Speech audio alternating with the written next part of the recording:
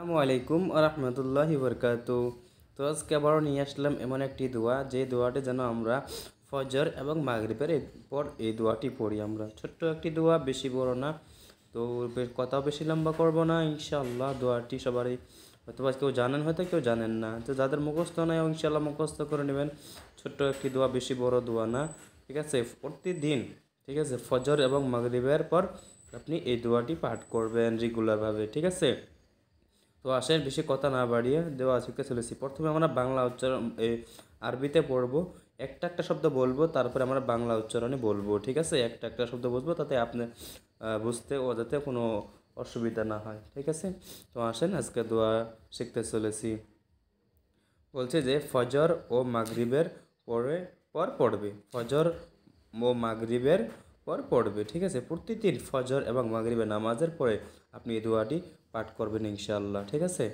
তো দোয়াটি হয়েছে যে আল্লাহুম্মা, আমার সাথে তো বলেন, এতে করে আপনার বুঝতে কোনো অসুবিধা হবে না। আমার সাথে বলেন, হ্যাঁ, আমার সাথে তো বলেন, মুখস্থ হয়ে যাবে। আল্লাহুম্মা আজিরনি, আল্লাহুম্মা আজিরনি মিনান্নার, আল্লাহুম্মা আজিরনি মিনান্নার।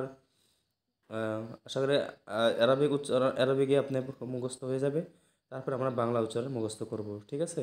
বাংলা উচ্চারণ দিয়ে, যদি আরবিক না পারেন আপনি বাংলা উচ্চারণ দিয়ে মুখস্থ করে নিয়ে আরবিতে শুদ্ধ করে নেবেন, ঠিক আছে? আল্লাহুম্মা, আল্লাহুম্মা আজিরনি, আল্লাহুম্মা আজিরনি মিনান্নার, ঠিক আছে? বাংলা উচ্চারণ দেখেন। আল্লাহুম্মা, আল্লাহুম্মা আজিরনি, এখানে না দেওয়া আছে, ঠিক আছে? আল্লাহুম্মা আজিরনি মিনান্নার, আল্লাহুম্মা আজিরনি মিনান্নার। তো এই ছিল আজকের ভিডিও। আশা করি আপনি আরবি এবং বাংলা উচ্চারণ, হ্যাঁ, বুঝতে পারছেন। বুঝতে কোনো অসুবিধা হয়নি, ঠিক আছে?